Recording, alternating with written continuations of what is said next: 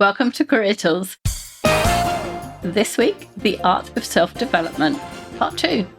The questions this cast answers are: how can I get more training? How do I know what to ask for training on? And how do I practice what I'm learning? April 9th and 10th, we're headed back to California for our EMC and ECC events. We'll be hosting an effective management and effective communications event in San Diego, April 9th and 10th. These 2 days offer an opportunity to learn the next steps to being a more effective professional, better management, better communication, and you might get to meet some other professionals in the area. San Diego, April 9th and 10th. Sign up at manager-tools.com/training. So next we're going to talk about volunteering strategically. We're going to talk in a second about how to volunteer for when you see an opportunity like this. But before we do that, we want to remind you, I guess, since we've said this before, that volunteering for more than your job is a fundamental part of being successful in your career. If you talk yourself out volunteering all the time, if you say to yourself, oh, I don't have time, or I don't want to be the guy who's known as doing too much, or I don't want to rock the boat, you're going to struggle to get ahead. In part because you don't meet more people, you don't get out of your team, you don't get out into the broader organization, so you don't know anyone, so you don't have any relationships.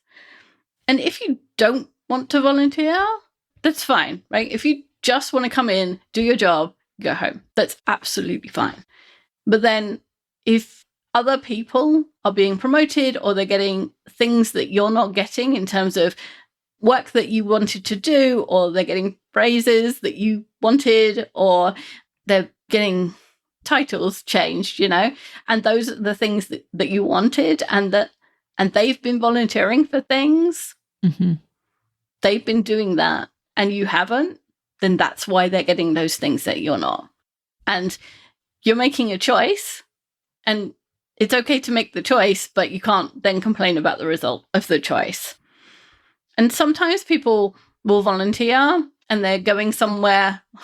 It sounds like they're going off somewhere. I'm going off secretly. But, maybe you don't see them you assume they're going to a meeting that's any other meeting. And actually they're going to this meeting that's in some way extra to their job.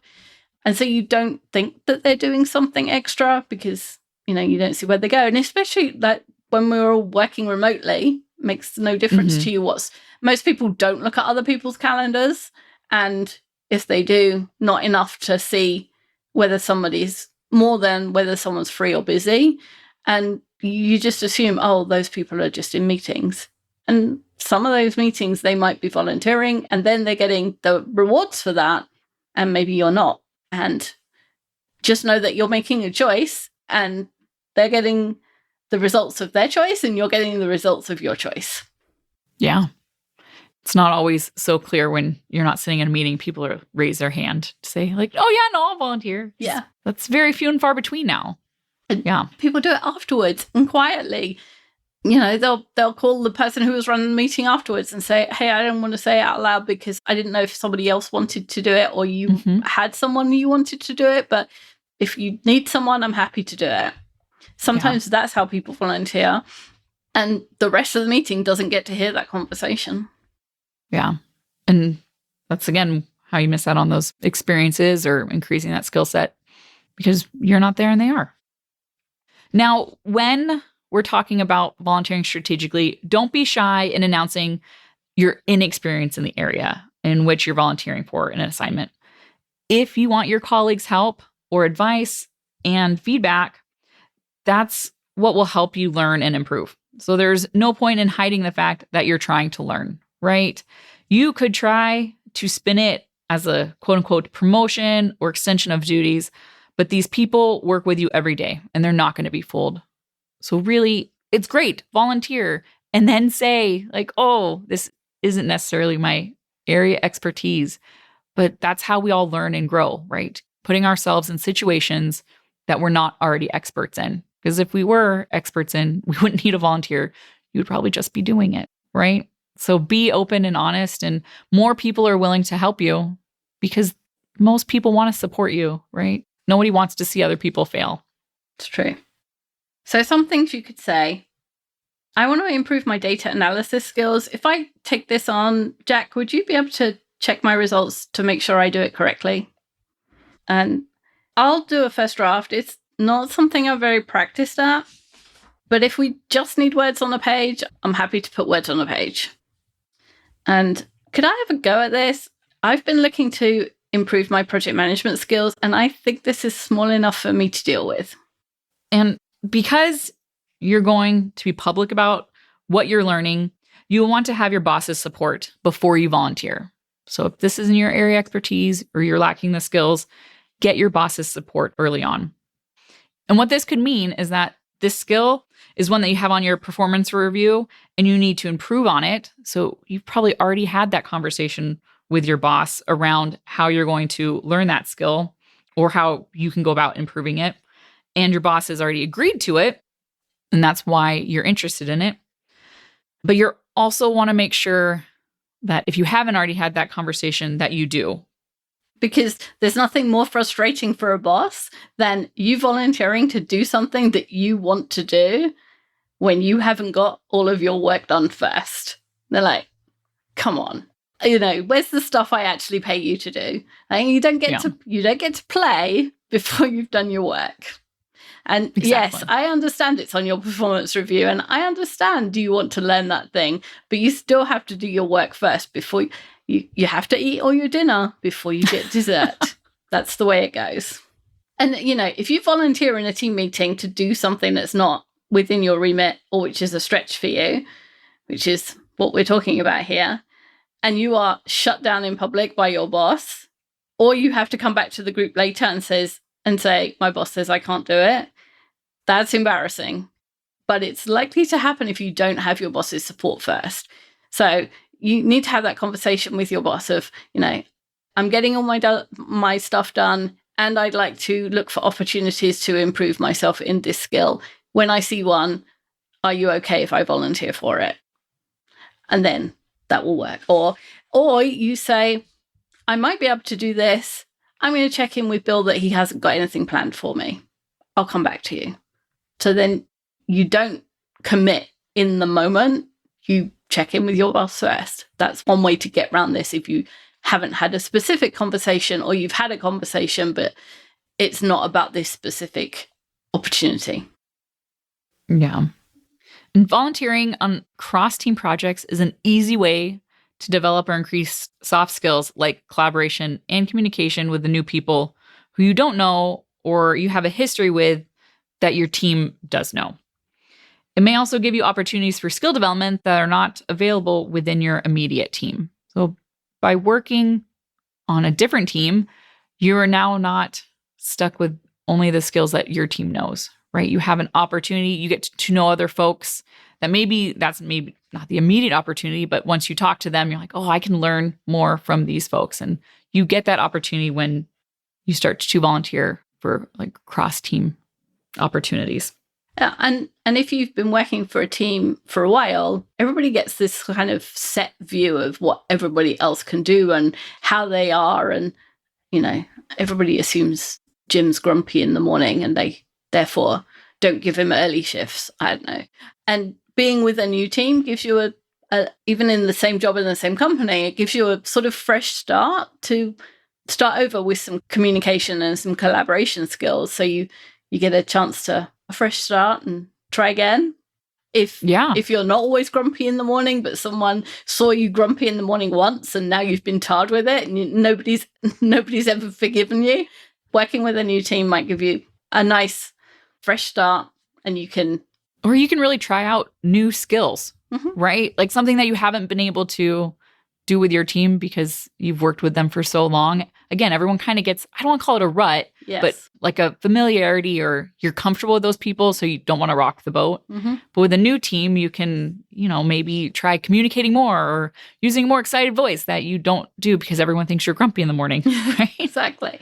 You can try out things that you might have not wanted to in your previous team, because why rock the boat if everything was going okay, And another thing, cross-team projects, even extracurricular ones like company fundraising events, they can give you a bridge if you want to move from one team to another.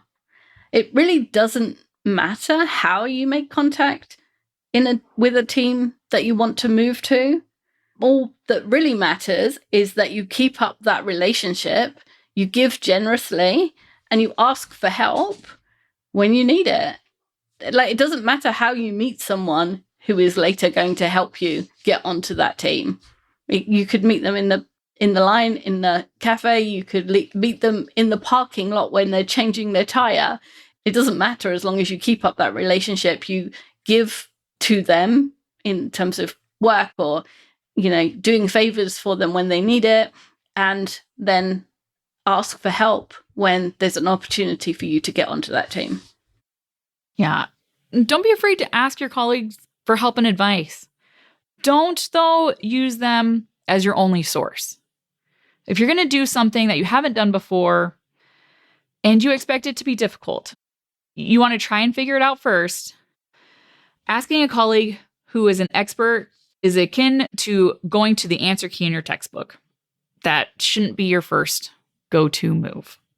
You can try to figure it out on your own. Don't forget, you can ask Google, YouTube, LinkedIn, and all those other resources that you already have available. So first, do the research yourself. Don't be afraid to ask your colleagues for help, but they're not your only source. If you can, in fact, Google something and it's the first search option and your colleague knows that, and you go to them first, you're like, did you even try? Right? Yes. I'm happy to help you, but you could have just Googled that. That's an easy find. Yeah. Or I had to Google it. I'm pretty sure you could have Googled it, right? Have you ever been asked that question by someone? You're like, I just Googled it. Yes. And then copy and paste, right? So do About a little 3 of times. the, It feels like the 3 work times a first. day. Yeah. 3 times minimum, right? Probably just when I ask questions, right, Wendy? No. Like, Amanda, could have Googled that. And it is supposed to be learning something is supposed to be difficult. You are going to get stuck. That's the point of this. So don't be upset when you get stuck. Yeah, it's part of the process. I would say you actually learn more having to work through the process than just being given the answers. Exactly. Yeah, that's the point of this. And we said right at the beginning, adults have to fail in order to learn. Your cake has to come out burnt for you to learn that your oven is hot, and therefore you have to take the time down by 10 minutes in the recipe. Is your team ready to grow this spring? If so, equip yourself to hire with our flexible content. Can't make it to our in-person Effective Hiring Manager conference? The video course captures the same insights and practice without location or budget restrictions. Listen, though nothing beats in-person learning, our video gives you the training you need, when and where you need it. When you're hiring, you're hiring. You can't wait for a training course. Look for the Video Effective Hiring Manager course under the products menu on our website, manager-tools.com, and start filling your team with A players this spring. The next section is use your eyes and ears. And not all learning has to be experiential. You, hopefully, are learning from this guidance before you actually take action. In some guidance, we tell you the right way to do something based on the wrong way we've done it in the past, because we want to give you the shortcuts around the negative experience that we had. And we did it the wrong way, and we'll tell you how not to do that and to do it the right way. And you can do this too, because there are plenty of good and bad examples happening all around you every day. So what works and what doesn't? A lot of the time we don't see the examples because we're not looking for the specific skills. We're looking at how other people do their jobs as a whole. If you narrow it down, it's easier to see the different ways that people approach the same task and how some people are successful and some people aren't. So if you think, I need to learn about those task descriptions, if we go back to that, think about the other people in your team. Who does the best task descriptions and who does the worst? And how are they different? What is the person who's the best doing differently from the person who's the worst? You can do that with any skill, and just think about the examples that you're seeing right now in front of you. what does that tell you about the skill that you're trying to learn? Yeah, we also seem to forget once we pass childhood that asking questions is allowed, right? We seem to be hesitant to ask questions. While we wouldn't suggest doing this in a meeting, right? You don't want to do it calling people out in the middle of a meeting. We do recommend doing it afterward and asking things like, why did you do that? Or how do you approach that person is perfectly acceptable. In fact, if you begin with, I noticed that your interaction with Ben go much better than mine do, or something like, you bring all of your projects in on time. Those people are more likely to be flattered and therefore more willing to help give you the benefit of their wisdom. If you start with a compliment, a lead-in of why, and essentially why you're asking them, right? You get more bees with honey, or what's that saying? Exactly. Yes. Right? Yeah. And when we say, why did you do that? That's because we don't have a specific example in there. Please don't go up to people and say, why did you do that? What we mean is, if you see something in a meeting that went particularly well for someone, say to them, Amanda, I saw that you encouraged people to ask questions by giving an example first. Can you tell me how you learned to do that? Or can you tell me, do you always do that? Is that something that you've found works particularly well? So that's what why did you do that means. It's a shorthand for a much longer question.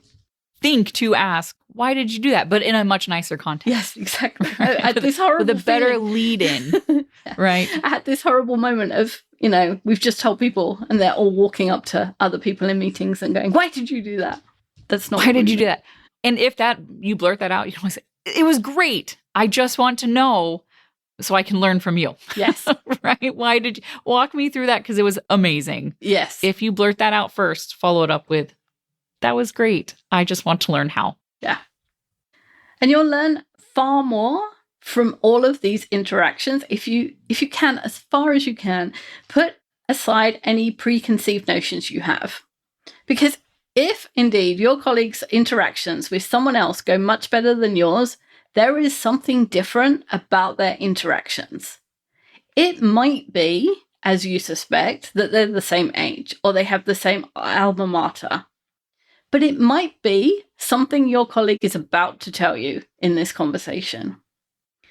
So you have to be listening for that. You can't just assume it's whatever you think, the old boys club. It might be that, but it might not be. And sometimes we assume that and don't listen to what the actual answer is. Another example might be a colleague who's particularly good at time management, and you say to them, hey, you are really good at managing your time. Like, what method do you use? And they say time blocking. And I would say, oh, I've tried that. That does not work. And that's not helpful. I have tried it and it failed at it several times, but it's working for that person. Maybe he's implementing it differently. Maybe I should go look at his calendar and see how he's doing it. And maybe I should try again instead of dismissing it because I've tried it once or because I don't like the idea.